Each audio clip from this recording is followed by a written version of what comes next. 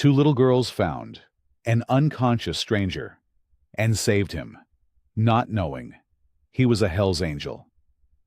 The late afternoon sun cast long shadows across the dirt road as Emma and Lily walked side by side, their footsteps kicking up small puffs of dust. The warm breeze carried the sweet scent of wildflowers from the nearby fields, making it a perfect day for their usual after-school stroll. "I can't wait for the weekend," Lily said, adjusting her backpack strap. "Mrs. Peterson said we might have an outdoor art class if the weather stays nice." Emma smiled at her sister's enthusiasm. "That sounds fun. Maybe you can paint the old oak tree by the creek this time." She reached down and picked up a smooth stone, turning it over in her hand before tossing it aside. "What about you?" Lily asked. "Any plans?" "Just helping Mom with the garden. She wants to plant those new tomato seedlings before—" Emma stopped mid-sentence, her body tensing. "Did you hear that?" A faint sound carried on the wind, metal scraping against gravel, followed by what seemed like a muffled crash. Emma's heart started beating faster as she scanned the road ahead. "Look!" Lily pointed toward a bend in the road about 50 yards ahead. Emma squinted against the sunlight and saw something glinting through the dust. Without hesitation, she grabbed Lily's hand and started running toward the scene. As they got closer, their steps slowed, and Emma's breath caught in her throat. A motorcycle lay on its side, one wheel still spinning slowly. Next to it, sprawled on the ground, was a man in a leather jacket. He wasn't moving. "Stay back," Emma instructed Lily, holding out her arm protectively. She approached the man carefully, her hands shaking slightly as she knelt beside him. His face was scratched, and there was dirt all over his clothes, but she couldn't see any major injuries. "Is he—" Lily's voice trembled from where she stood a few feet away. "I need to check his pulse," Emma said, trying to keep her voice steady despite her racing heart. She remembered her first aid training from summer camp as she carefully pressed 2 fingers against the side of his neck.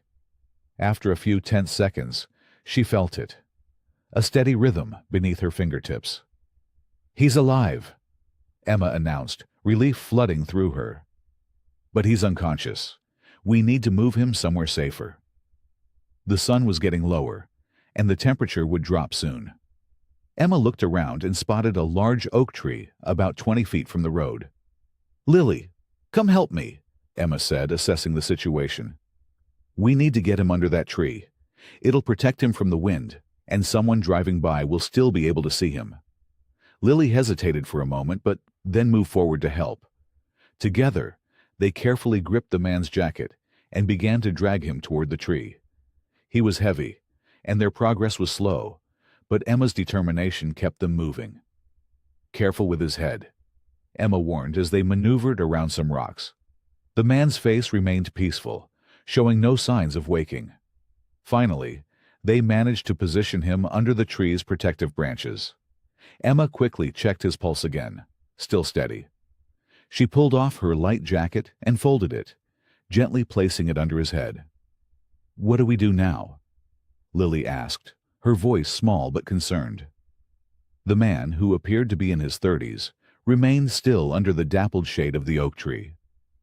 Emma looked at his wrecked motorcycle, then back at his unconscious form, knowing their afternoon had just become much more complicated than a simple walk home. Emma quickly unzipped her backpack, grateful she always carried the small first aid kit her mother insisted should be with them. Her hands trembled slightly as she pulled out the white plastic box with its Red Cross symbol. "Lily, can you hold his head steady while I check for injuries?" Emma asked, trying to keep her voice calm and steady despite her racing heart.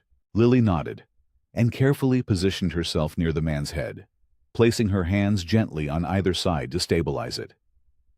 "Should we call someone?" Lily whispered, her eyes wide with concern. "Mom, or maybe the police?" Emma paused, antiseptic wipe in hand. "We need to help him first. Make sure he's okay." She began cleaning the visible scratches on his face, careful not to press too hard. The man remained still, his breathing steady and even. "But What if we get in trouble? Lily's voice quivered. We're not supposed to talk to strangers, and this is definitely a stranger. This is different, Emma replied firmly, though her own stomach churned with uncertainty. He's hurt and needs our help. Remember what Mom always says about doing the right thing, even when it's scary. Working methodically, Emma checked for other injuries. Remembering her first aid training, she found some scrapes on his arms and a small cut on his forehead, but nothing that looked too serious. The antiseptic wipes and Band-Aids from her kit would have to do for now. Hand me that gauze pad, Emma instructed, pointing to the first aid kit. Lily fumbled with the package before passing it over. Emma pressed it gently against the cut on his forehead, securing it with medical tape. As they worked, the man's breathing changed slightly. His fingers twitched, and a small groan escaped his lips. Emma and Lily froze, exchanging nervous glances. He's waking up, Lily whispered, instinctively moving closer to her sister. The man's eyelids fluttered, then slowly opened. His gaze was unfocused at first, confusion evident on his face as he tried to make sense of his surroundings. His eyes darted between the girls, and Emma could see fear flash across his features. It's okay, Emma said softly, keeping her voice gentle and reassuring. You had an accident on your motorcycle. We found you and moved you under this tree. We've been cleaning your cuts. The man blinked several times, his hand moving to touch the gauze on his forehead. He winced slightly at the contact. Thank you, he managed to say, his voice rough and uncertain. I don't remember what happened. Your motorcycle is over there.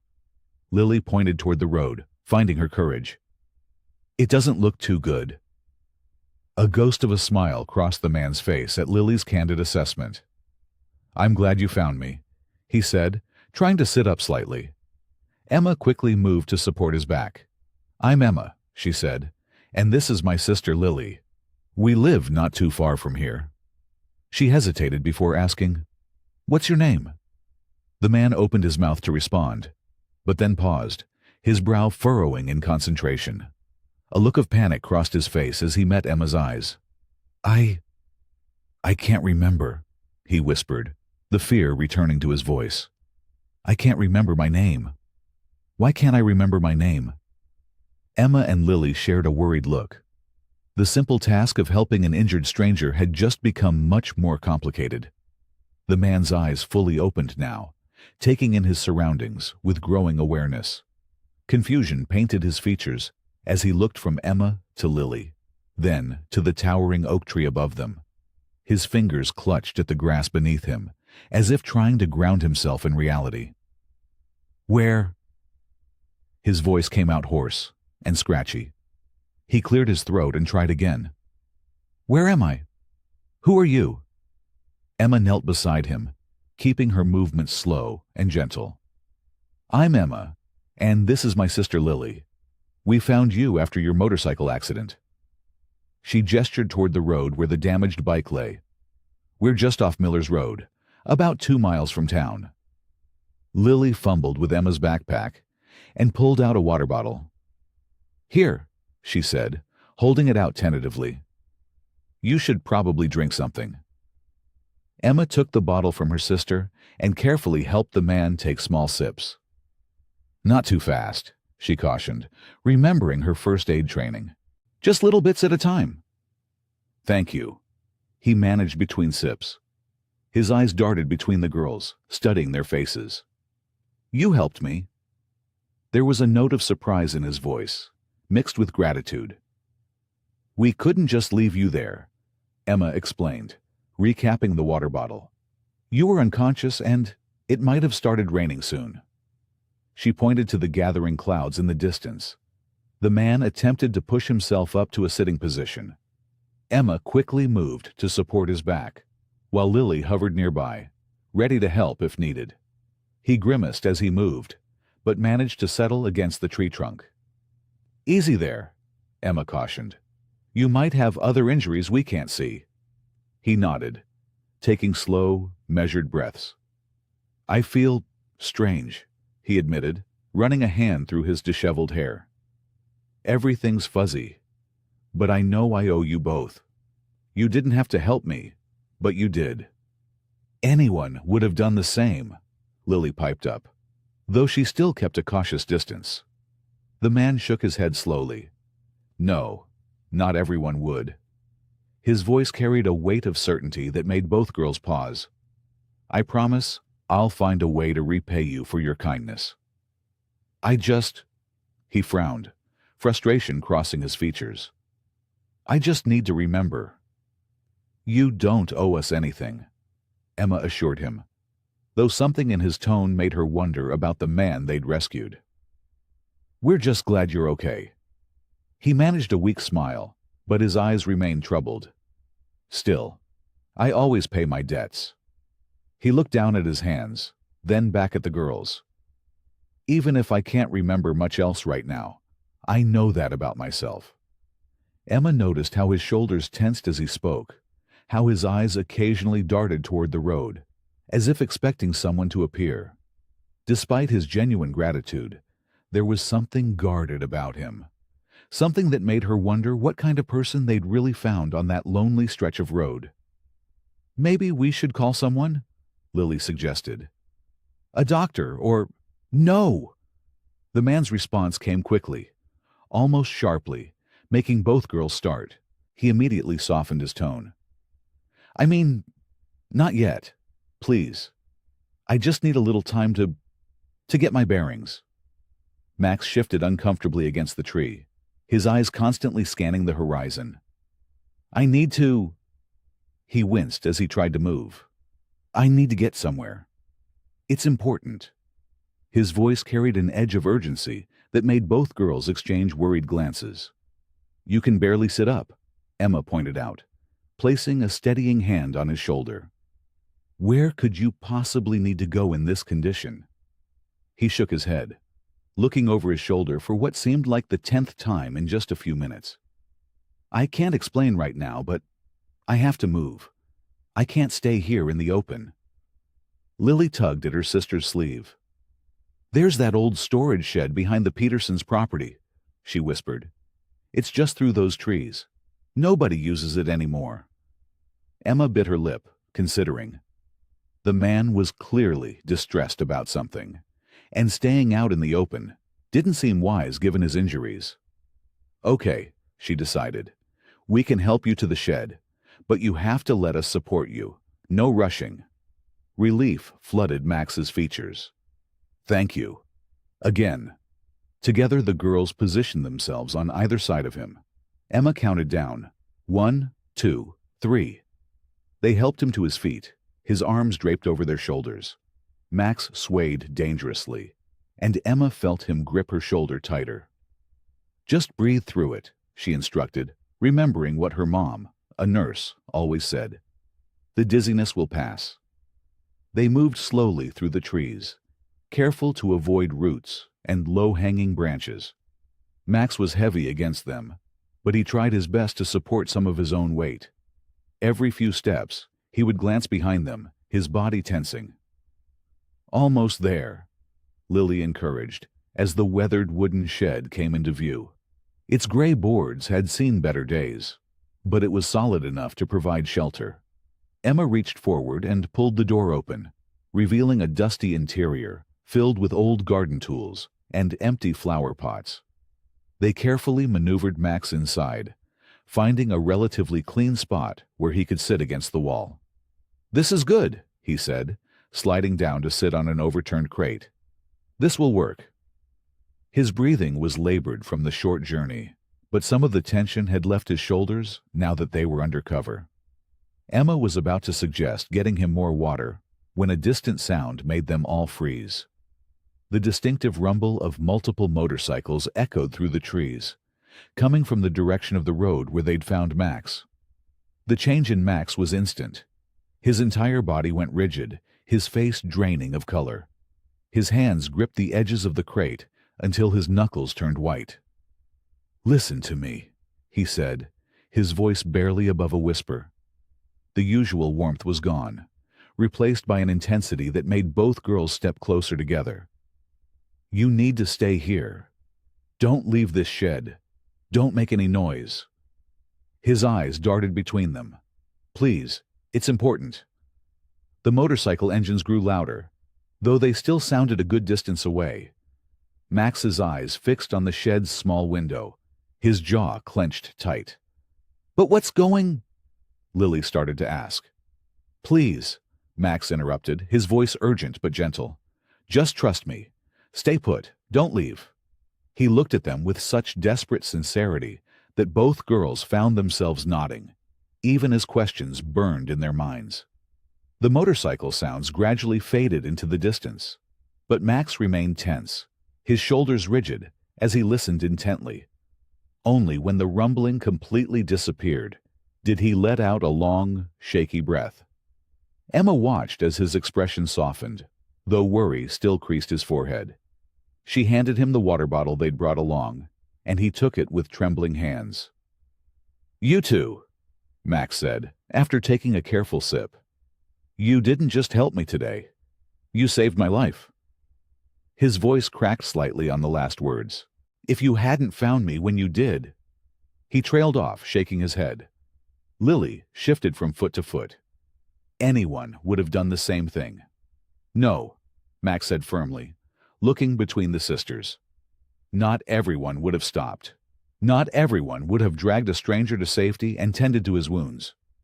What you did—" He paused, swallowing hard. "I owe you both. And I intend to return the favor someday." Emma studied his face carefully. "You don't owe us anything. We're just glad you're okay." Max's lips curved into a sad smile. "You're good people. That's exactly why I need you to listen carefully to what I'm about to say." He leaned forward, wincing slightly. "I won't be staying here much longer. Once it's dark, I need to find a way out of town." "But you're hurt," Lily protested. "You can barely walk." "I'll manage," Max assured her, though Emma noticed how he avoided meeting their eyes. "What's important is that you two stay safe. If anyone asks about me, anyone at all, you never saw me. You were never here. Do you understand?" Emma felt a chill run down her spine despite the warm afternoon air. "Are you in some kind of trouble?" "The less you know, the better," Max replied quietly. "Just promise me you won't get involved in anything dangerous. If you see those motorcycles again, or if anyone suspicious starts asking questions, you walk away. Immediately." The sisters exchanged glances. Emma could see the same uncertainty she felt reflected in Lily's eyes. "Promise me," Max insisted, his voice gentle but firm. "We promise," Emma said, and Lily nodded in agreement. Max pushed himself to his feet, steadier now than he had been earlier. "It's time for me to go. You've done more than enough. More than I deserved."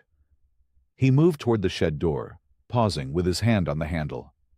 "I'll find you again when the time's right. When it's safe, I'll make good on my debt. I swear it." "At least let us help you," Emma started, but Max shook his head. "You've helped enough. The best thing you can do now is go home and forget about today." He opened the door slightly, checking the surroundings. "Thank you both. For everything." Before either girl could respond, Max slipped out of the shed. They watched through the small window as he moved between the trees with surprising agility for someone who'd been unconscious just hours ago. Within moments, he disappeared into the lengthening shadows of the late afternoon, leaving Emma and Lily alone with their questions. Emma wrapped an arm around her sister's shoulders, both of them staring at the spot where Max had vanished. They had no way of knowing who he really was, or what kind of trouble followed him. But something told Emma their paths would cross again, whether they wanted them to or not. The sun hung low in the sky as Emma and Lily made their way back home along the familiar dirt road. Their footsteps kicked up small clouds of dust, and the late afternoon breeze rustled through the trees. The events of the day felt almost dreamlike now. "Do you think we did the right thing?"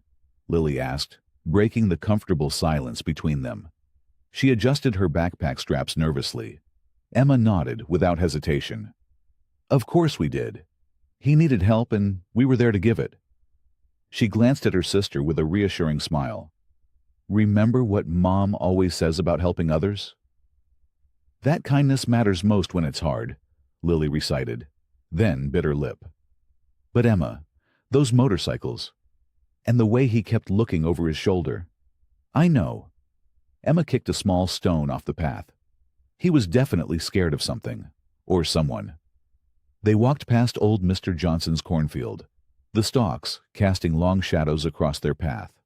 The familiar sight of their neighborhood's houses began appearing in the distance.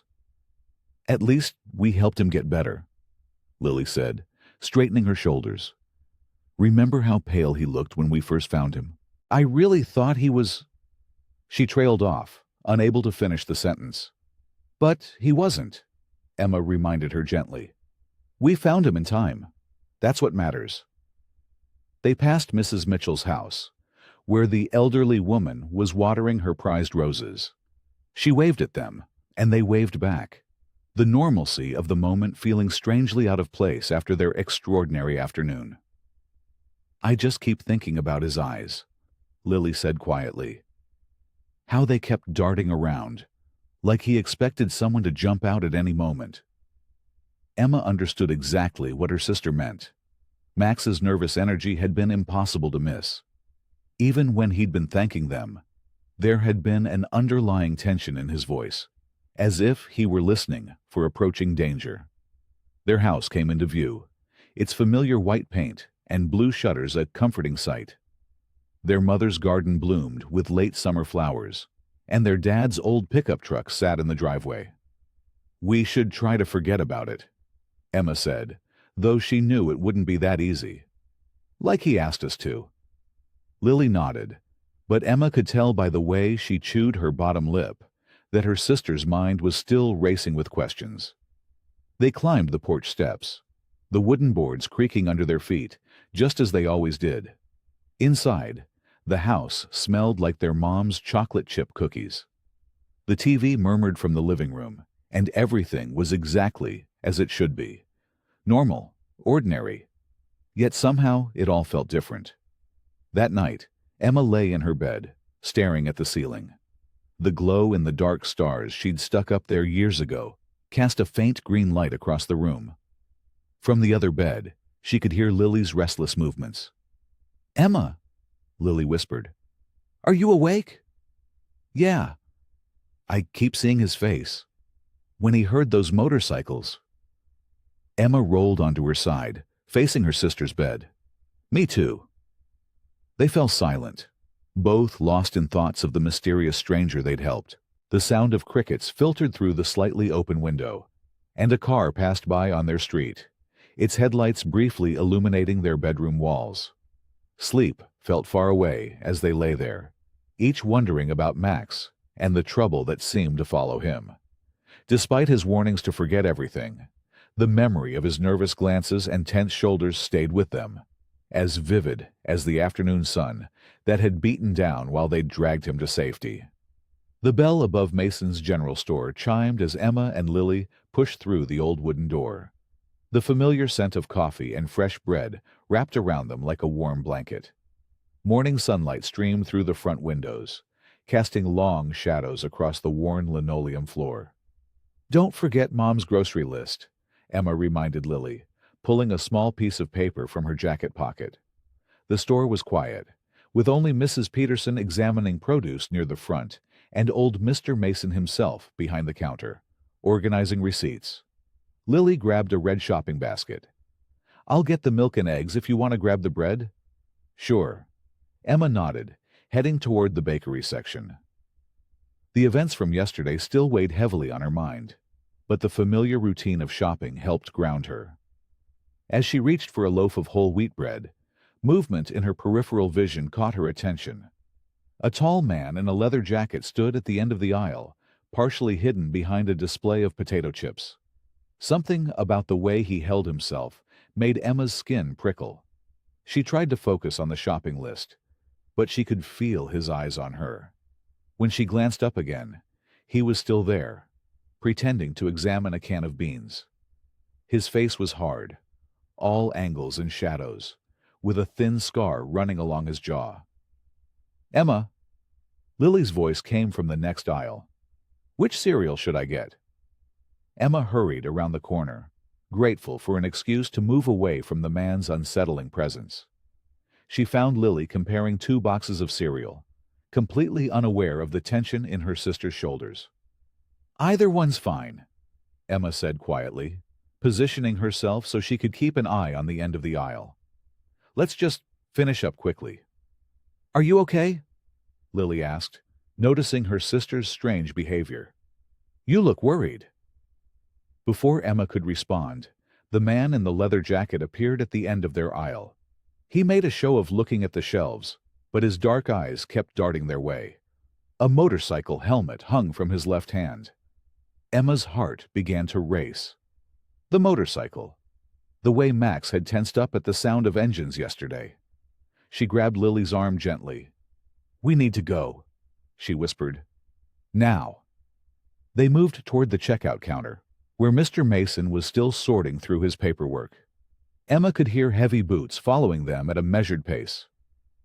"Just these today, girls?" Mr. Mason asked cheerfully, as they placed their items on the counter. Emma nodded, forcing a smile while fishing money from her pocket. Her hands trembled slightly as she counted out the bills.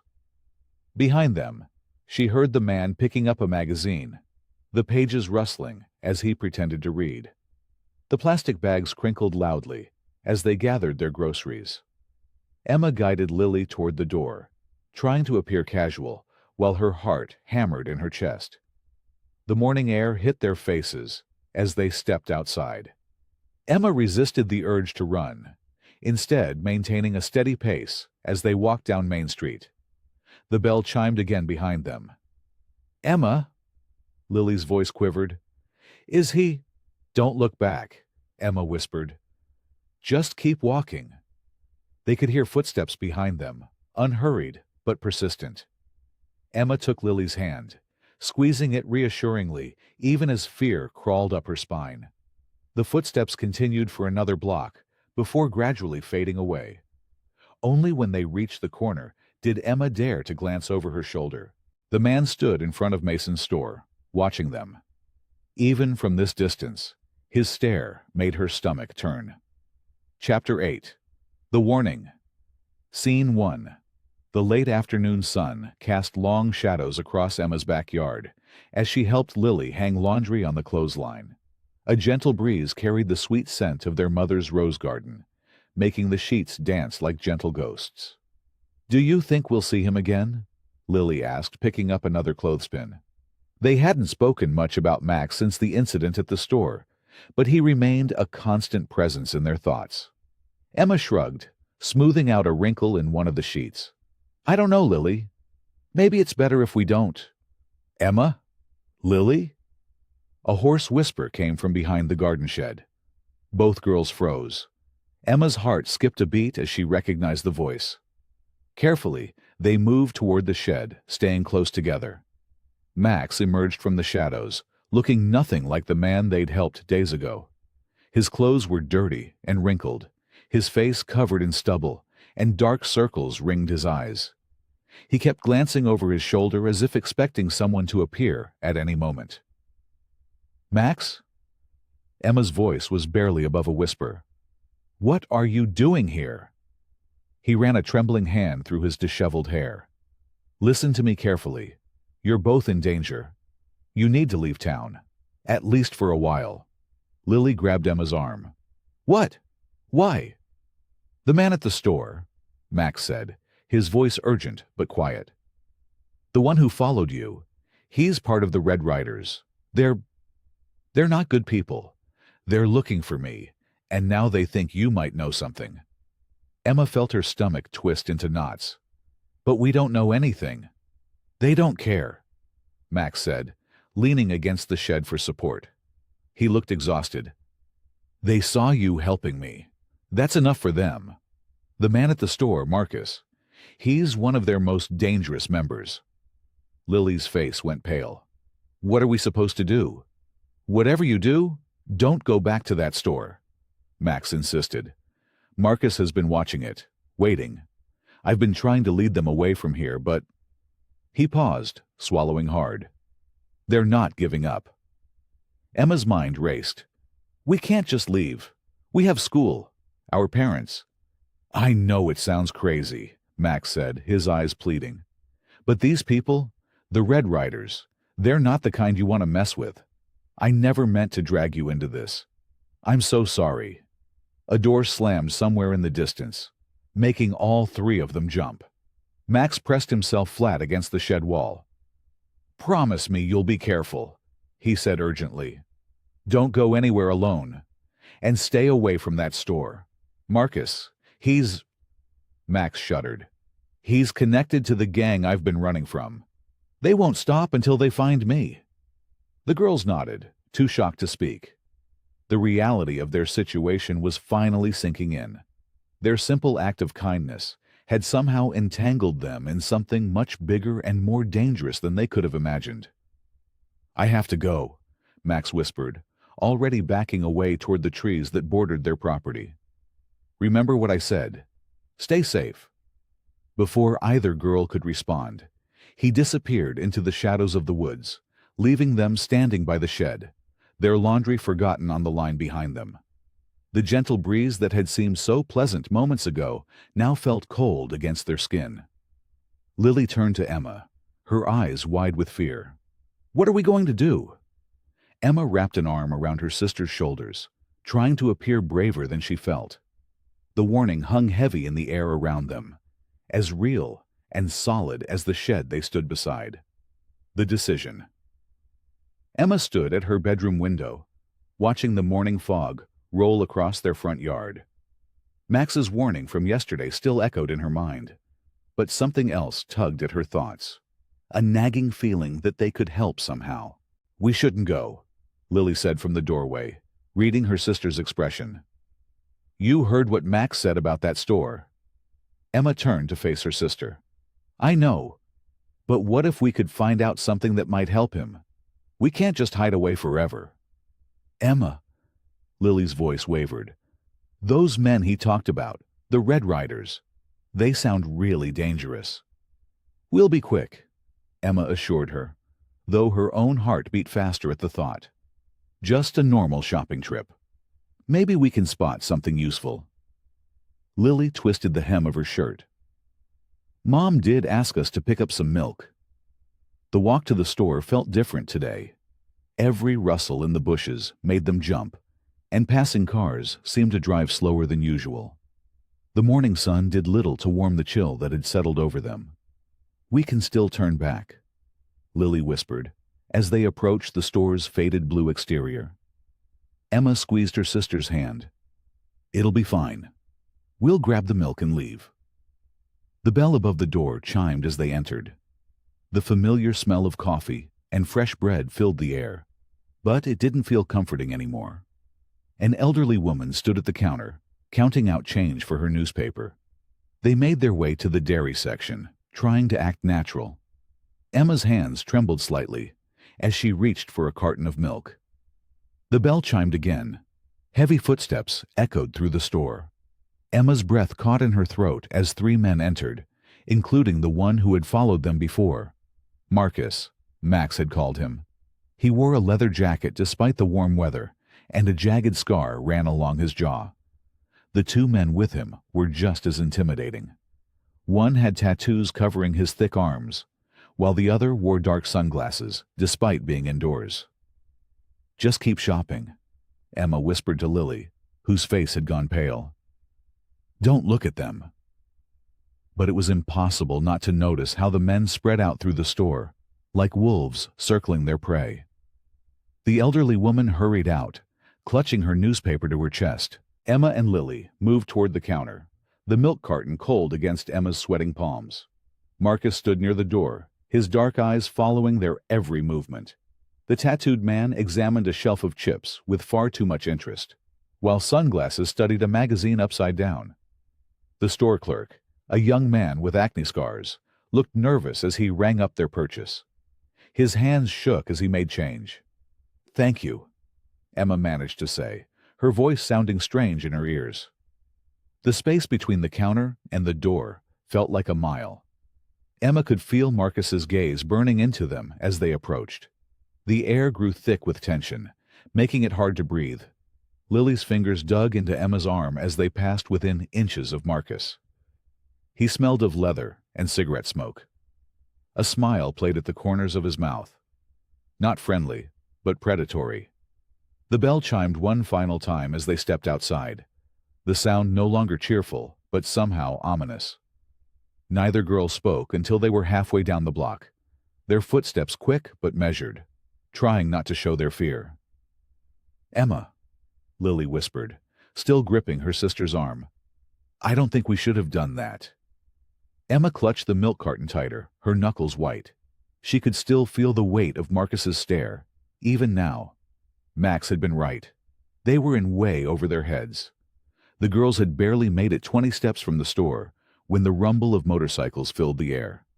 Emma's grip on the milk carton tightened as 3 bikes circled them like sharks, their engines growling menacingly before cutting off. Marcus dismounted first, his boots crunching on the gravel. The other 2 men flanked the girls, cutting off any escape route. The morning sun cast long shadows across their faces, making them look even more intimidating. "Nice day for a walk," Marcus said, his voice deceptively casual. He took a step closer, towering over them. "You two seem to be out and about a lot lately." Lily pressed closer to Emma, who tried to keep her voice steady. "We're just getting milk for our mom." The man with the sunglasses chuckled. "Funny thing is, we've been asking around. Seems you two were spotted helping someone the other day. Someone who had a little motorcycle trouble." Emma's heart hammered in her chest, but she kept her face neutral. "We help lots of people. Our mom taught us to be kind." "Did she now?" Marcus's smile didn't reach his eyes. This particular person, he wouldn't happen to be about 6 feet tall, dark hair, goes by the name Max. "We don't know anyone named Max," Lily blurted out, her voice quavering slightly. The tattooed man moved closer, his arms crossed. "You sure about that?" "Because we heard different." "And lying to us?" He shook his head slowly. "That's not very kind at all." Emma felt her legs trembling, but stood her ground. "We're telling the truth. Now please, let us go home." Marcus reached out and grabbed the milk carton from Emma's hands, setting it on the ground. "We're not done talking yet. See, our friend Max took something that doesn't belong to him. Something important. And anyone who helps him?" His voice hardened. "Well, they become our problem too." The circle of men tightened around them. Emma could smell leather and motor oil, feel the menace radiating from them in waves. Lily was shaking now, tears forming in her eyes. "Last chance," Marcus growled. "Where is he?" "They said they don't know." The voice cut through the tension like a knife. Everyone turned to see Max standing there, his stance wide and confident despite his recent injuries. His eyes blazed with an intensity Emma hadn't seen before. "Max," Marcus sneered. "How convenient." "Let them go," Max said, his voice low and dangerous. "They're innocent kids who showed kindness to a stranger. That's all." The tattooed man started to move toward Max, but Marcus held up a hand, stopping him. Max took another step forward. "These girls are off limits," Max continued. "You want to deal with me? Fine. But they're not part of this. And if I hear you've been anywhere near them again..." He left the threat hanging in the air. Emma watched as something passed between Max and Marcus. Some unspoken language of the streets that she didn't understand. The tension crackled like electricity.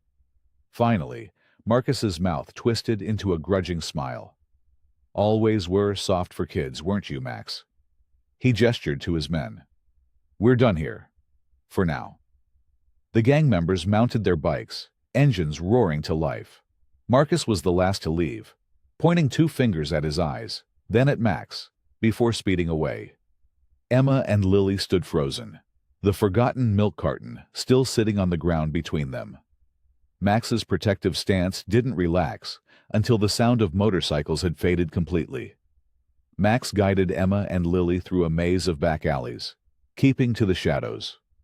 His limp was still noticeable, but determination drove him forward.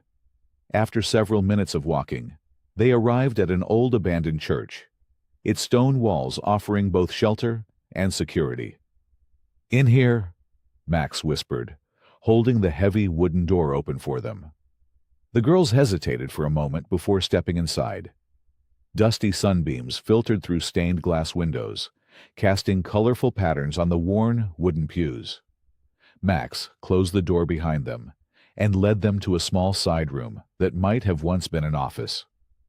"You'll be safe here for now," he said, pulling out 3 folding chairs from behind a desk. "Sit down. Catch your breath." Emma sank into one of the chairs, her legs still shaky from the confrontation. Lily sat close beside her, their shoulders touching for comfort. Max remained standing, pacing back and forth like a caged tiger. "That was incredibly brave of you both," he said finally, stopping to lean against an old filing cabinet. "But also incredibly foolish. Those men—" He ran a hand through his hair. "They're not the kind of people you want to mess with." "We were just trying to help," Emma said softly. "We didn't know." Max's expression softened. "I know. That's what makes you special. Your kindness." He pulled up the 3rd chair and sat down heavily. "But kindness can be dangerous when it's given to the wrong people." "Are you the wrong people?" Lily asked, her voice barely above a whisper. Max was quiet for a long moment, studying the dust motes dancing in the colored light. "Maybe I was," he admitted, "but I'm trying not to be anymore." He shifted in his chair, wincing slightly from his injuries. "Look, you deserve to know the truth. Those men back there, they're from the same motorcycle club I used to belong to, the Hells Angels." Emma gasped softly, while Lily's eyes widened. They'd heard stories about the notorious motorcycle gang, but had never imagined meeting an actual member. "I've been with them since I was 18, Max continued, his voice heavy with regret. "It seemed exciting at first. The brotherhood, the freedom, the power. But then I saw what it really was. The violence, the illegal activities, the way they prey on innocent people." He stood up and walked to one of the windows, staring out through the colored glass. 3 months ago, I decided to leave. But you don't just walk away from the Angels. They consider it betrayal. And they don't forgive betrayal easily. "Is that why you crashed your motorcycle?" Emma asked. "Were they chasing you?" Max nodded. "They've been after me ever since I left. I thought I'd lost them that day, but—" He turned back to face them. "When you two found me, you probably saved my life. But by helping me, you also put yourselves in danger." The girls sat in stunned silence, processing this revelation. The mysterious stranger they'd helped wasn't just running from trouble. He was running from one of the most dangerous motorcycle gangs in the country. "I'm so sorry," Max said, his voice thick with emotion. "You showed me kindness when I needed it most, and I've brought nothing but trouble to your lives." Emma stood up, her face determined despite her fear. "You're trying to change, to be better. That counts for something." Lily nodded in agreement. "Everyone deserves a second chance." Max looked at them, with a mixture of gratitude and concern, touched by their understanding but worried about the danger they now faced. The colored light from the stained glass windows had shifted, casting long shadows across the abandoned church office. Emma and Lily sat quietly, trying to process everything Max had just told them about his life with the Hells Angels. "I still don't understand," Emma said, breaking the silence. "How does someone end up in a gang like that?" Max's shoulders slumped as he settled back into his chair. "It's not something that happens overnight. For me, it started after my dad died. I was angry, lost. The Angels." He paused, searching for the right words. "They felt like family when I didn't have one." Lily leaned forward, her eyes full of compassion. "But families don't hurt people." "You're right. Max agreed, his voice soft. It took me years to figure that out. The brotherhood they promised, it comes with a price. They demand loyalty above everything else, even your conscience. Emma watched as Max absently rubbed the faded tattoo on his forearm. But you chose to leave, she said. That must have taken a lot of courage. Or stupidity, Max replied with a bitter laugh. Then his expression grew serious. There was this kid, couldn't have been more than 16. The Angels wanted to recruit him, just like they recruited me. I saw myself in him, that same angry, hurting look in his eyes. Max's voice cracked slightly. I couldn't let them ruin another life. The girls exchanged glances, seeing Max in a new light. The dangerous biker they'd found on the road was showing them his human side, vulnerable and raw. So what did you do? Lily asked gently. I warned him away, told him the truth about what he'd be getting into. Max's hands clenched into fists. The Angels found out. They wanted to teach him, and me, a lesson. That's when I knew I had to get out. Emma stood up and walked to the window, watching dust motes dance in the colored light. You're not what they say about the Angels, she said firmly. You care about people. You protected us back there at the shop. Maybe, Max said, but caring about people doesn't erase the things I've done. No, Lily agreed, but trying to be better does mean something. You're risking your life to change. Max looked at the two girls, amazed by their capacity for understanding. You know what's funny? He said, his voice thick with emotion. In all my years with the Angels, I never felt as much like family as I did when you two helped me on that road. The girls saw tears forming in Max's eyes, though he quickly wiped them away. This wasn't the hardened criminal they'd expected. This was a man fighting to find redemption, to break free from a dark past. I haven't told anyone these things, Max admitted. Haven't trusted anyone enough. But you two. He shook his head in wonder. You saw something in me worth saving that day on the road. Even now, knowing what I am, you're still here. We see who you're trying to become, Emma said simply. Not just who you were. Lily nodded in agreement. And that person is worth helping. Max looked down at his hands, hands that had done terrible things. And for the first time in years, he felt something like hope. The understanding in these girls' eyes made him believe that maybe, just maybe, he could become someone better than his past. Early morning sunlight streamed through Emma's bedroom window as she blinked awake. The events from yesterday felt almost like a dream. Max's confession, the abandoned church, everything. She stretched and walked to Lily's room next door, finding her sister already up and dressed. I was thinking, Lily said, pulling her hair into a ponytail. Maybe we should check on Max, make sure he's okay after yesterday. Emma nodded, and they headed downstairs. Their parents had already left for work, leaving the house quiet and still. The girls grabbed their jackets and walked the familiar path to the abandoned church where they'd left Max the night before. The morning air was crisp, and dew sparkled on the grass. Birds chirped cheerfully in the trees, a stark contrast to the growing unease in Emma's stomach. Something felt different today. When they reached the church, Emma's instincts proved right. The office where they'd talked with Max was empty. His jacket, which had been draped over the chair, was gone. The only sign someone had been there was the lingering scent of leather and motor oil. He's gone, Lily whispered, her voice small and disappointed. She walked to the window where Emma had stood yesterday, running her fingers along the dusty sill. Emma felt her heart sink. After everything Max had shared with them, after seeing that vulnerable side of him, he disappeared without a word. She understood why. He was trying to protect them, but it still hurt. Look at this, Lily called out suddenly. She was pointing to something on the old wooden desk. Emma moved closer and saw a folded piece of paper propped against an empty coffee cup. Her name and Lily's were written on the outside in messy handwriting. With slightly trembling fingers, she unfolded it. Read it out loud, Lily urged, moving to stand beside her sister. Emma cleared her throat and began to read.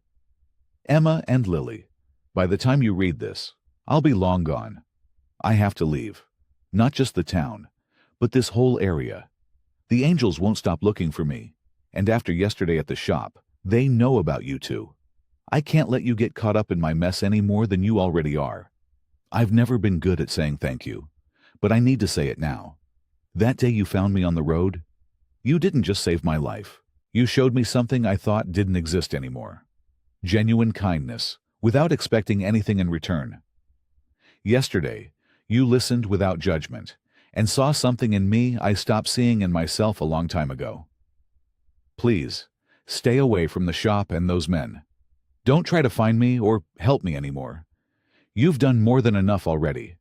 Keep yourself safe. That's the best way you can help me now. Take care of each other. Max.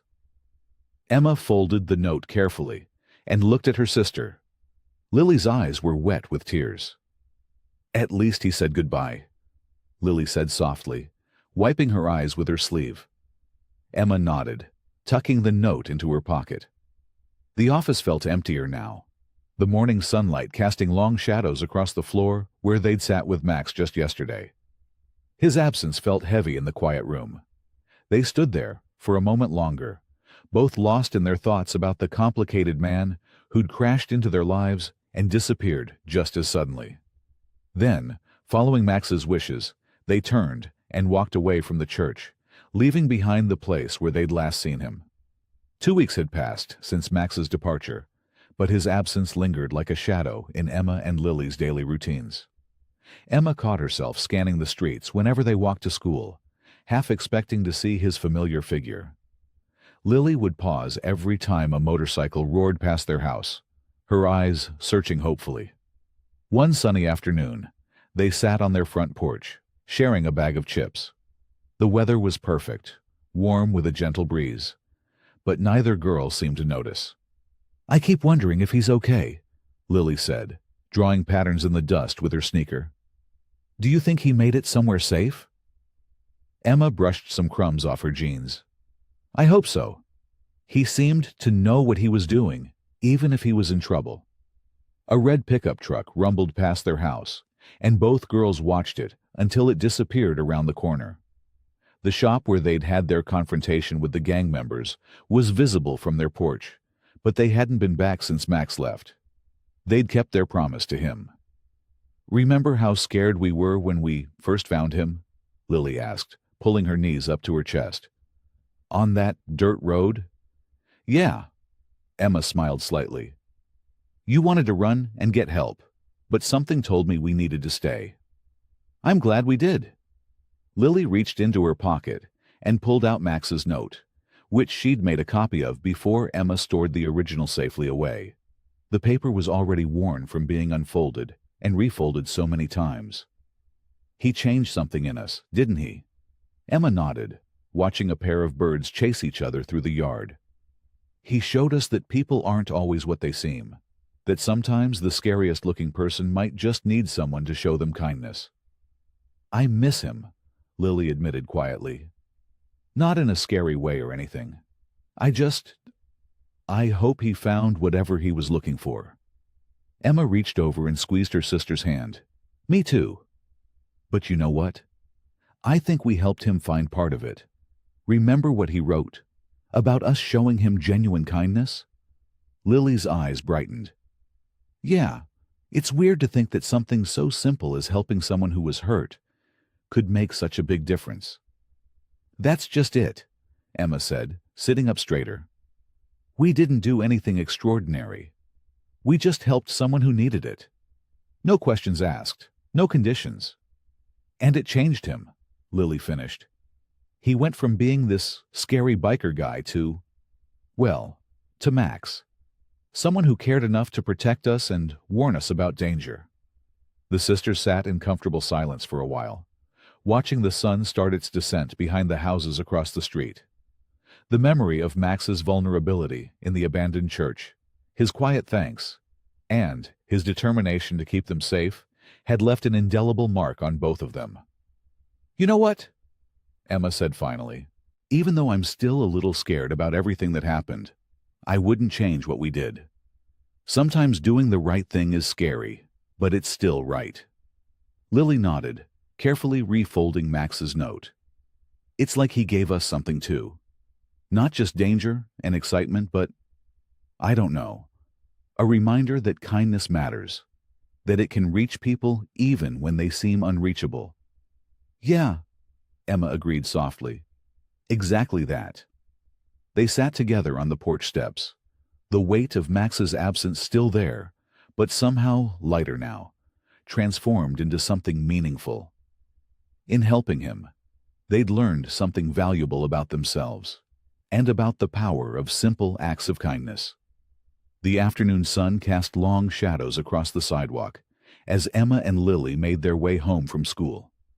Their backpacks felt extra heavy after a long day of classes, and they were looking forward to relaxing at home. Emma was telling Lily about her upcoming science project when they turned onto their street. Lily grabbed Emma's arm suddenly, her fingers digging in. Emma, look! There, parked right in front of their modest two-story house, sat a gleaming black motorcycle. It wasn't Max's beaten-up bike. This one was newer, polished to a mirror shine. The chrome exhaust pipes reflected the sunlight like silver snakes. Emma's heart jumped into her throat. Maybe it's just someone visiting the neighbors, she whispered. But even as she said it, she knew it wasn't true. Their quiet street rarely saw motorcycles, and after everything that had happened with Max, this couldn't be a coincidence. They stood frozen on the corner, other kids from school streaming past them on their way home. The motorcycle waited like a sleeping predator, its presence turning their familiar street into something threatening. What should we do? Lily's voice trembled slightly. Her hand hadn't left Emma's arm. Emma swallowed hard, trying to think clearly through her rising panic. We could go to Mrs. Peterson's house, she suggested, referring to their elderly neighbor who often watched them after school. Or maybe the library. A car drove past, making both girls jump. The motorcycle continued to sit there, silent and menacing. Emma thought about Max's warning about staying safe, about the dangerous men from the shop. Had they found out where they lived? I don't see anyone around it, Lily observed, standing on her tiptoes to get a better view. The street was oddly empty for this time of day, which only added to their unease. Let's walk past real slow, Emma decided, squaring her shoulders. If we see anything suspicious, we'll run to Mrs. Peterson's. They began walking, their steps deliberately casual, even though Emma's heart was pounding so hard, she was sure Lily could hear it. As they got closer, they could see details they'd missed from far away. A scratch along the gas tank, a small dent in the fender, a leather saddlebag with worn edges. The girls held their breath as they passed their house, eyes darting everywhere at once. The front door, the windows, the spaces between houses where someone could be hiding. Nothing moved except the leaves stirring in the afternoon breeze. The curtains are closed, Lily whispered. Mom always leaves them open during the day. Emma's stomach clenched. They quickened their pace, not stopping until they'd reached the end of the block. Turning the corner, they pressed their backs against Mrs. Peterson's fence, both breathing heavily. What do we do now? Lily asked, her face pale. Emma pulled out her phone with shaking hands. I'm calling Mom at work. Before she could dial, they heard the distinctive rumble of a motorcycle engine starting up. The sound grew louder, then faded as the bike moved away from their house. They waited several minutes, hearts racing, before carefully peeking around the corner. The motorcycle was gone, leaving only an oil stain on the pavement as evidence it had ever been there. Their house looked normal again, peaceful in the afternoon sun, but the fear lingered like a bad taste in their mouths. Do you think? Lily hesitated. Do you think it was someone looking for Max? Emma stared at the empty spot where the motorcycle had been. Or maybe it was Max himself, she said quietly. But she didn't believe it. Max wouldn't have left without trying to contact them. This felt different, dangerous. The familiar comfort of their street had been shattered, replaced by an uneasy awareness that their brush with Max's world might not be over. Emma wondered if Max was truly gone for good, or if this was just the beginning of something else.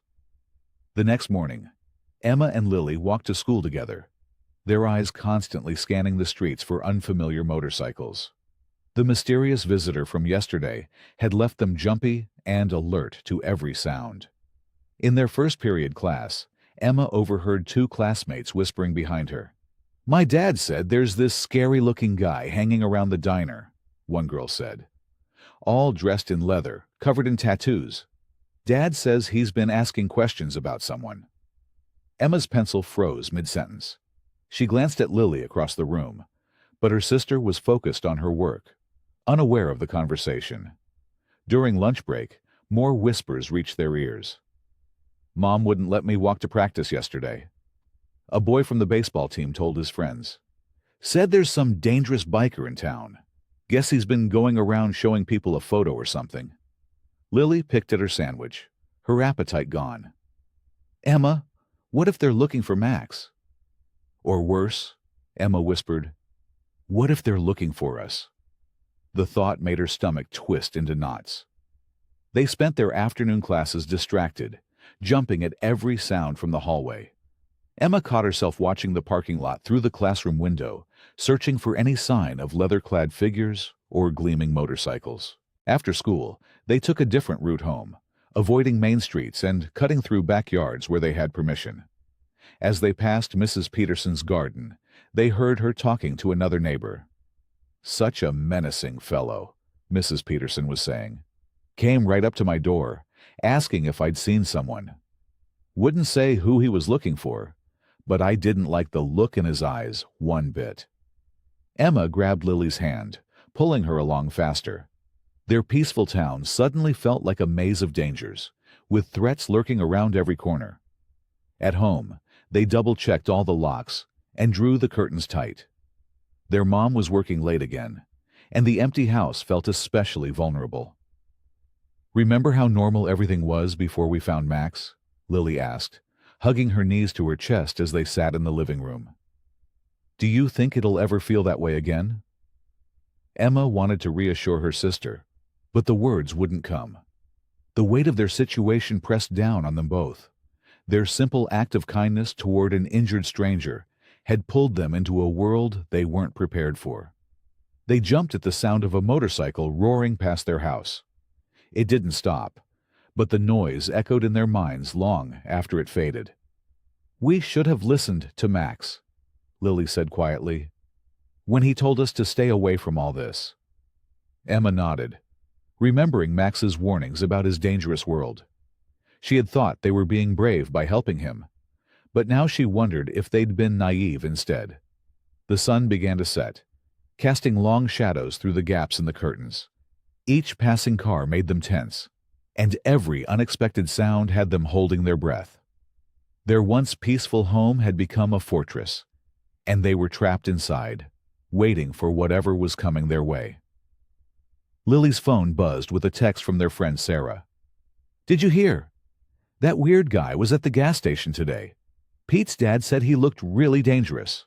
What's going on in our town?" Emma and Lily exchanged worried looks.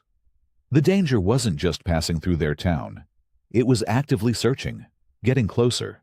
And deep down they knew exactly what, or who, these mysterious men were looking for. The clock struck midnight as Emma and Lily sat in their dimly lit living room, unable to sleep after another tense day.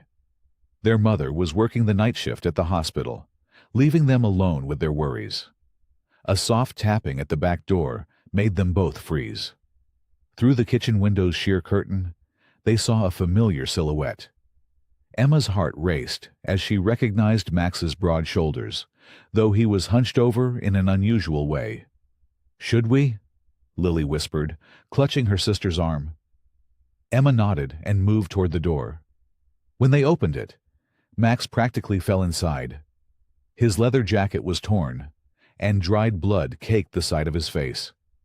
He limped to the kitchen table, collapsing into a chair. "I'm sorry," he said, his voice rough. "I didn't know where else to go." Lily rushed to get the first aid kit, while Emma filled a glass with water. It felt like déjà vu of their first meeting, except this time they were in their own kitchen instead of by the roadside. "What happened?" Emma asked, helping him remove his jacket. She gasped at the purple bruises covering his arms. Max took a long drink before speaking. "They caught up with me outside of town. 3 of them." He winced as Lily started cleaning his face with antiseptic. "I've been running for weeks, trying to keep them away from here, away from you two, but they're persistent." "Why did you come back?" Lily asked, her hands trembling as she placed a bandage on his temple. "Because they were getting too close to you." Max's eyes were fierce despite his injuries. "I couldn't let anything happen to you. Not after everything you've done for me." Emma brought him some leftover pasta from dinner, watching as he ate like he hadn't seen food in days. "Maybe he hadn't. I've been thinking a lot," Max said between bites. "About the kind of person I want to be. About the life I want to live." He set down his fork and looked at both girls.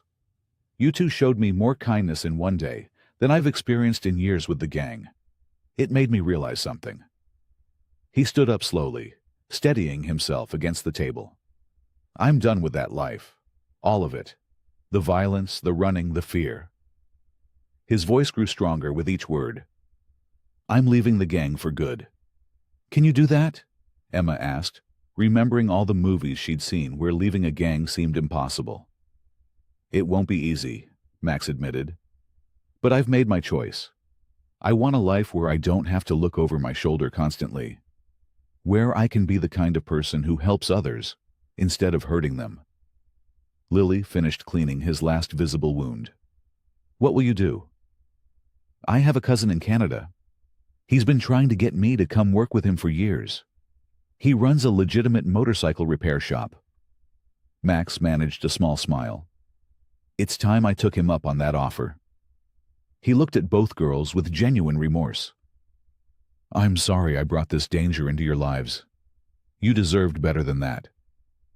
But helping me that day, it changed everything for me. Made me want to be better." The sound of a car passing by made them all tense, but it moved on without stopping.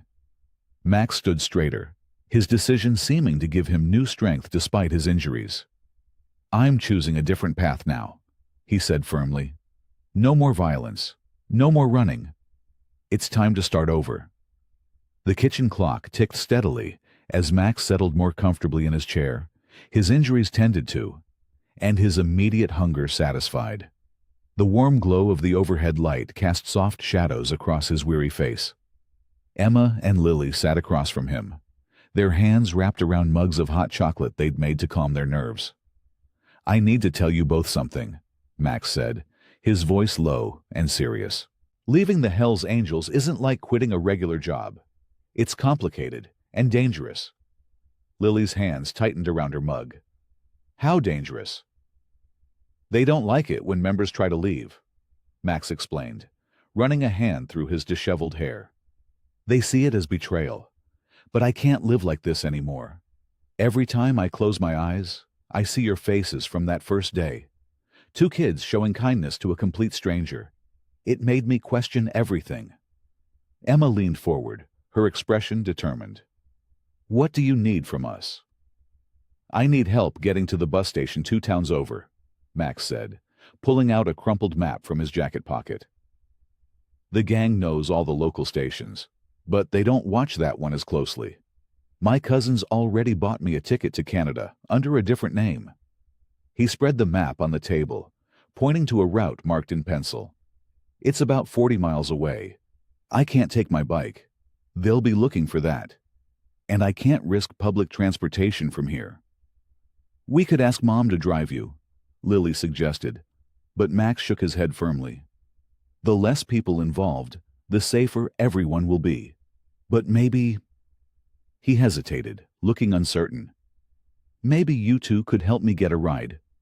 You must know someone with a car who wouldn't ask too many questions? Emma's face lit up. Old Mr. Peterson. He drives that delivery van for the hardware store. He's always helping people out, and he never gossips. He gave me a ride home in the rain last month, Lily added. He's really nice. Max looked between the two girls, his expression softening. You've already done so much for me.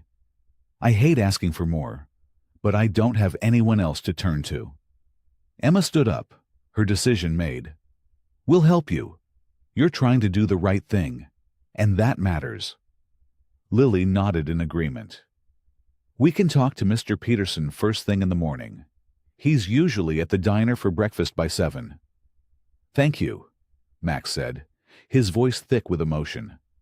I know this isn't what you signed up for when you helped me that day on the road.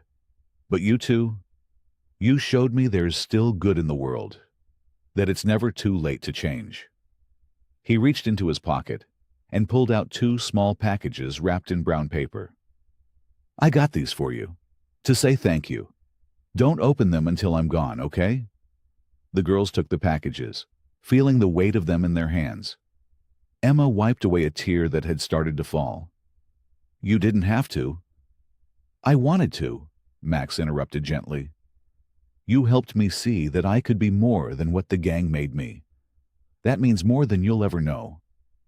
They sat in comfortable silence for a moment, the reality of their situation settling around them. Finally, Lily spoke up, her voice quiet but firm. We'll help you get to that bus station, Max, whatever it takes. Max smiled, a genuine smile that reached his eyes despite his injuries. I don't know what's going to happen next, but I know one thing. Meeting you two was the best accident that ever happened to me. The morning sun had barely risen when Emma and Lily heard the rumble of motorcycles approaching their house. Max, who had been dozing on their couch, shot up instantly, his face tight with worry. Get to the basement, he whispered urgently, already moving toward the window. Lock the door behind you. Emma grabbed Lily's hand, but before they could move, the sound of boots on the front porch made them freeze. Through the thin curtains they could see the silhouettes of 3 men, their leather jackets unmistakable in the early morning light. We know you're in there, Max, a gruff voice called out. Come out, and nobody gets hurt. Max positioned himself between the girls and the door. Go now, he urged them. Use the back door, and run to Mr. Peterson's house. But it was too late. The sound of breaking glass from the kitchen made Lily yelp in surprise. Max pushed the girls behind the living room couch, just as 2 gang members burst through the front door, while a third entered through the kitchen. Well, well, the tallest one sneered, his face scarred and weathered.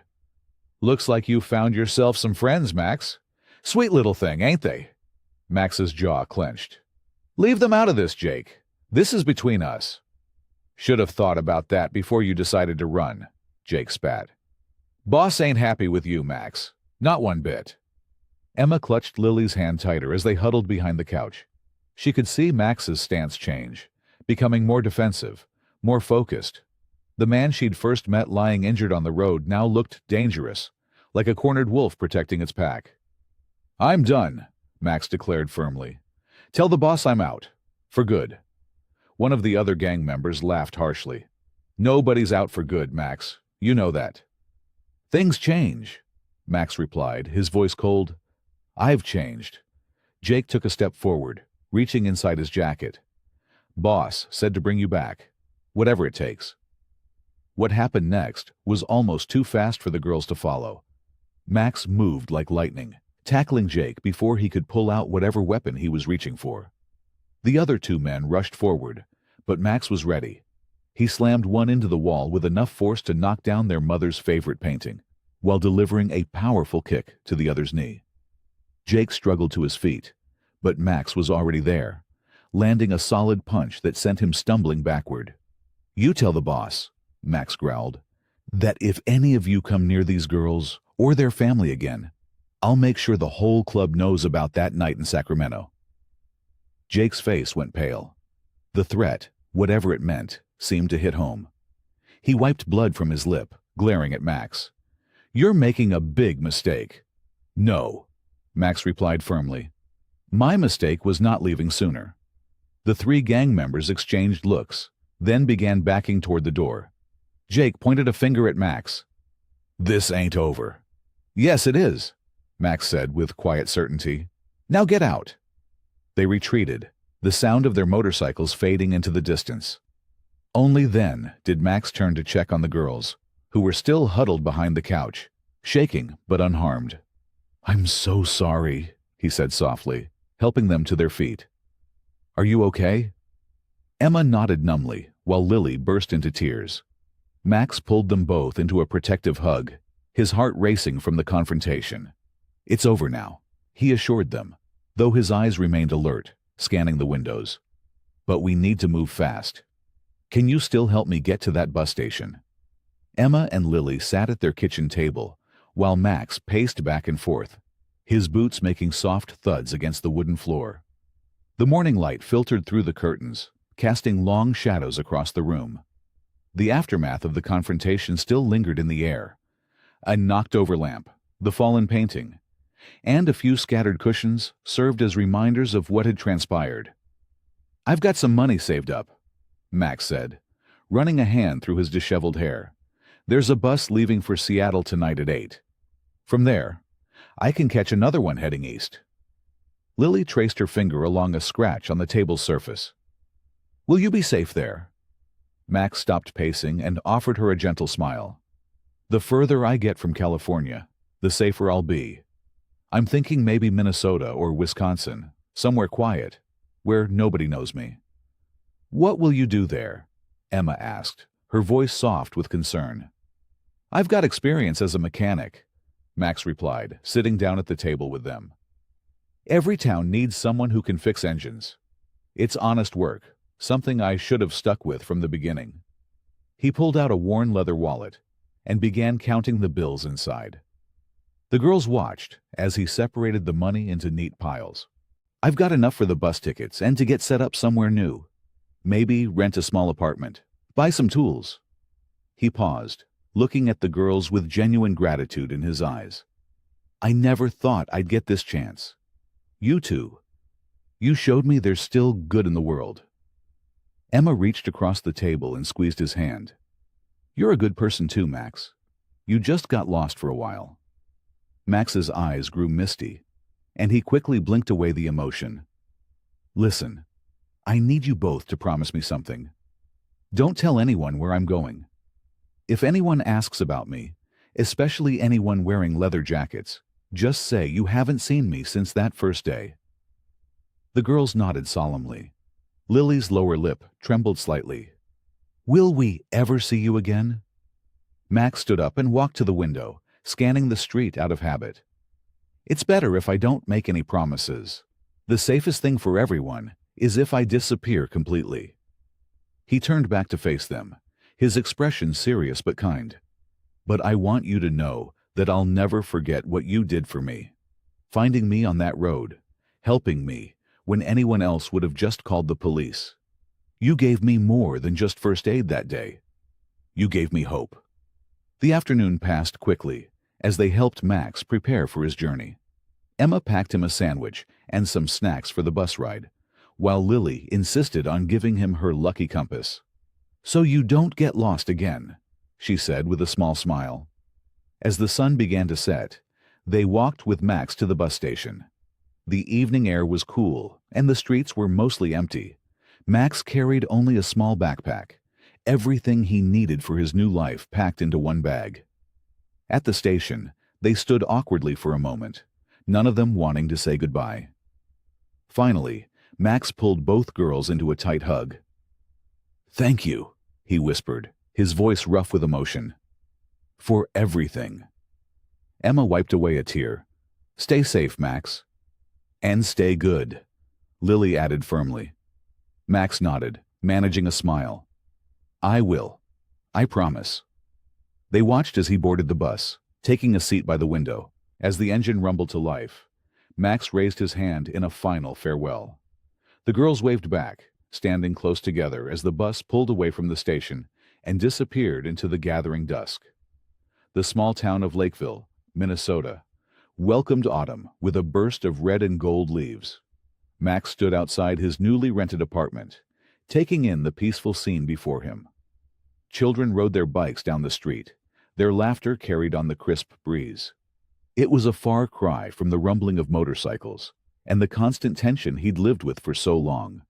His apartment was modest, just one bedroom above Mrs. Peterson's flower shop, but it was his, earned through honest work. The wooden stairs creaked as he climbed them, carrying a bag of groceries in one arm. Inside, the space was sparse but clean. A second-hand couch faced the window, and the kitchenette gleamed with new-to-him dishes from the local thrift store. At Johnson's Auto Repair, Max had quickly proven himself valuable. His knowledge of motorcycles had impressed Tom Johnson, the owner, who'd hired him on the spot 3 weeks ago. Now, grease-stained worksheets and repair manuals littered his small dining table, evidence of his dedication to learning car mechanics, too. "Morning, Max," Mrs. Peterson called out as he left for work the next day.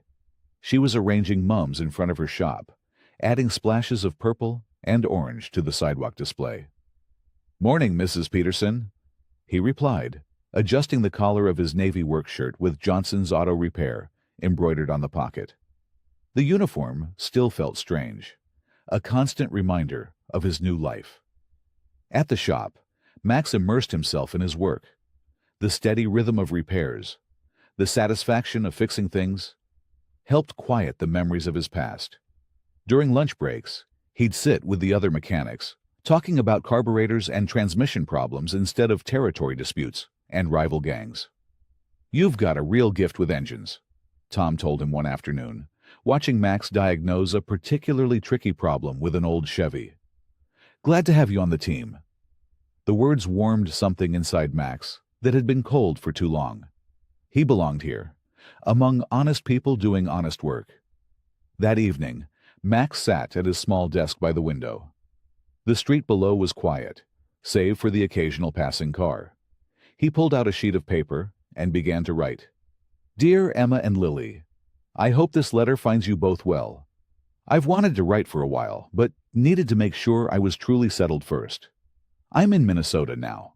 I won't say exactly where, just to be safe. And I've found peace in ways I never thought possible. I work at an auto repair shop.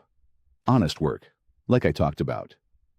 My boss is a good man, who gave me a chance without asking too many questions. The people here are kind, like you two. They make me want to be better. My apartment isn't much, but it's mine. There's a flower shop downstairs run by a sweet older lady who reminds me of my grandmother. Sometimes, when I help her carry heavy boxes of flowers, she gives me fresh cookies.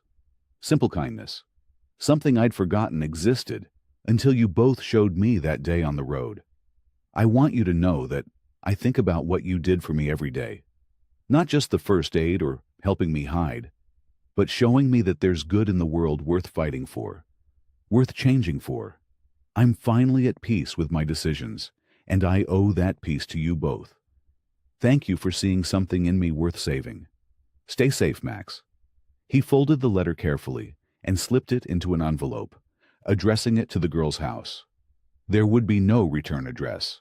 Some precautions were still necessary, but he needed them to know that their kindness had changed his life forever.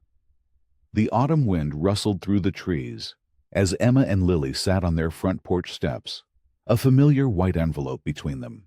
Their mother had just brought in the mail, and seeing the unmarked letter addressed to both of them had made their hearts skip a beat. "It has to be from Max," Emma said softly, carefully opening the envelope. Her hands trembled slightly as she unfolded the paper inside.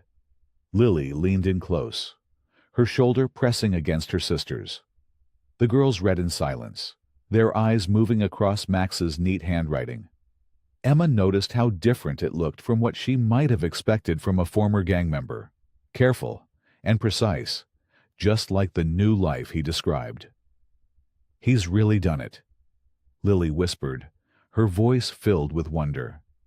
"He actually started over." Emma nodded, reading the part about the flower shop owner again. Remember how scared we were when we first found him? I never would have guessed he'd end up working in an auto shop and helping a sweet old lady with her flowers." The girls shared a knowing look, remembering the day they'd found Max lying beside his wrecked motorcycle. It felt like a lifetime ago, though only months had passed. "You know what's funny?" Lily said, pulling her knees up to her chest. "We thought we were just helping someone who was hurt, but we ended up learning so much more." Emma smoothed the letter on her lap, thinking about Lily's words. Like how people aren't always what they seem, or how everyone deserves a second chance. "Both," Lily replied, "and how being kind to someone can change their whole life. Max said it himself. We showed him there was good in the world worth fighting for." A car drove past their house, and Emma watched it disappear around the corner. "I used to think people were either good or bad," she admitted. "But Max showed us it's not that simple. Everyone has the potential to change." "We should go to the store," Lily suggested suddenly. "We need stuff for dinner anyway, and I'm not scared anymore." Emma folded the letter carefully and tucked it into her pocket. They walked the familiar path to the local shop, their steps confident and steady. As they approached, they saw a motorcycle parked outside, the same type they'd seen that day when they were afraid. Inside the store, the man who had once frightened them so badly was there, browsing the aisles. He looked up as they entered, his leather jacket creaking as he moved. But this time, instead of fear, Emma felt something different: understanding. The girls walked past him to get what they needed. He was just a person, Emma realized. Maybe he was lost, like Max had been. Maybe he was struggling with his own battles. The intimidating image he'd once projected seemed to have lost its power over them. As they paid for their groceries, the man nodded at them. A simple acknowledgement. Emma and Lily nodded back. There was no tension, no fear, just the ordinary interaction of people sharing the same space. "You know," Lily said as they left the store, "I think the biggest thing we learned from Max was that fear only has the power we give it." Emma squeezed her sister's hand, the letter from Max a comforting weight in her pocket. And that, sometimes, the scariest-looking people are the ones who need kindness the most. The morning sun filtered through Emma's bedroom window as she pinned Max's letter to her bulletin board, right next to her favorite family photos. She stepped back, smiling at how naturally it fit there among the memories that meant the most to her. "Ready for school?" Lily called from the hallway, backpack already slung over her shoulder. "Coming." Emma grabbed her own bag, pausing briefly to look at the letter one last time. Their walk to school felt different now, lighter somehow. The familiar path they'd walked hundreds of times before held new meaning since their experience with Max. Every stranger they passed was no longer just a face in the crowd, but someone with their own story, their own struggles, their own potential for change. "Mrs. Peterson needs volunteers for the community center," Lily mentioned as they waited at a crosswalk. "I was thinking maybe we could help out." Emma smiled, recognizing the spark in her sister's eyes, the same one they'd had when they'd decided to help Max that day. "That sounds perfect," she agreed. "What would we be doing?" "Helping elderly people with their groceries, reading to kids, stuff like that." Lily kicked a pebble along the sidewalk. "Small things, but you know what Max taught us about small things." "They can make the biggest difference," Emma finished, remembering how a simple decision to help an injured stranger had changed not only his life, but theirs as well. At school, Emma found herself noticing things she might have missed before, like how Tommy, the quiet kid in her math class, always sat alone. During lunch break, she invited him to join her and Lily at their table. His surprised smile reminded her of Max's expression when they'd first offered him water after the accident. After school, the girls helped their mother with her garden, something they used to consider a chore. Now, they saw it differently, as a way to make their little corner of the world more beautiful. Emma thought about Max, tending to the flowers at his new job, and smiled. "You know what's weird," Lily said, patting soil around a new rosebush. "I used to think helping people meant doing something huge, like saving the world or something." Emma nodded, understanding exactly what her sister meant. But sometimes it's just about being there when someone needs you, even if you don't know how important it is at the time. Their mother watched them curiously from the porch, probably wondering about their newfound enthusiasm for gardening. They hadn't told her about Max. Some stories were better kept between sisters. As the afternoon wound down, Emma and Lily took their usual walk around the neighborhood. The dirt road where they'd found Max looked different now, peaceful instead of ordinary. They stopped for a moment, remembering that day. "I want to be a counselor," Lily announced suddenly. "Help people who are lost, find their way, you know." Emma squeezed her sister's hand. "That's perfect for you. I've been thinking about becoming a nurse, after helping Max with his injuries that day. It just feels right." They walked on, discussing their dreams for the future. The setting sun painted the sky in soft pinks and oranges, reminding them of new beginnings. "It's funny," Emma said, "how helping one person changed how we see everything. And everyone," Lily added. "It's like Max showed us, that kindness isn't just something you do, it's something you become." The girls continued their walk home, their steps synchronized, their hearts full of purpose.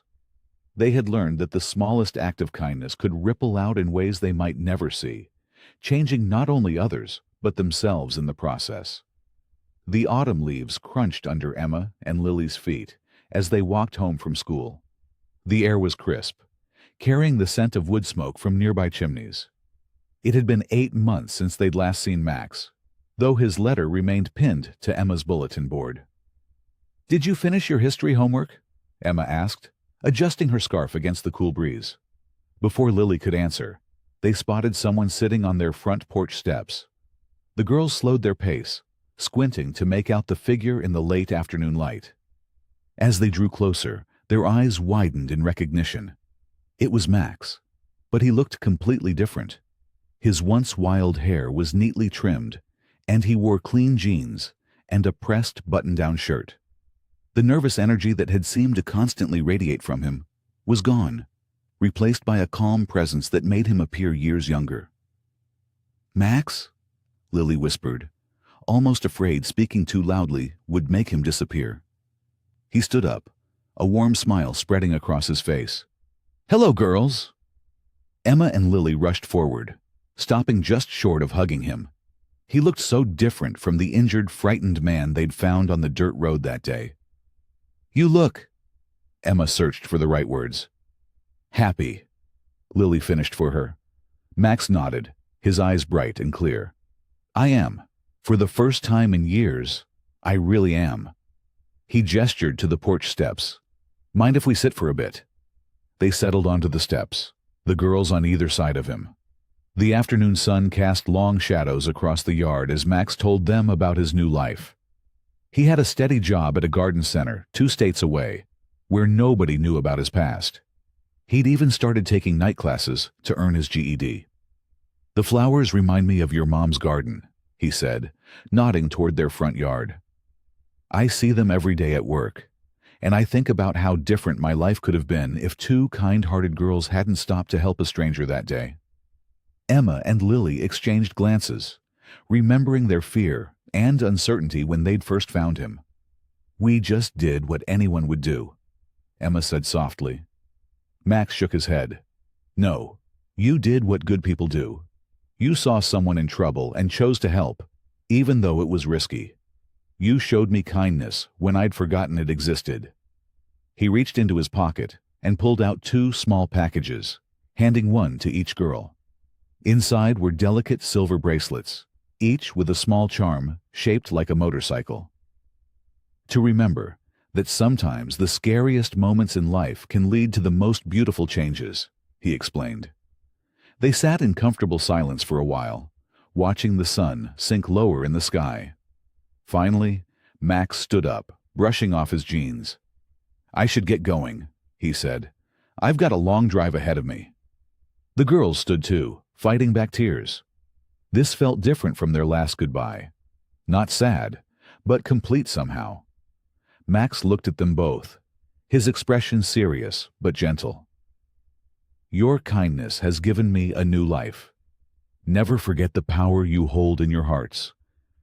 Emma and Lily smiled, watching as he walked to his car. A sensible sedan now, not a motorcycle. As he drove away, they touched their new bracelets, knowing they'd helped change one man's life in ways they never could have imagined.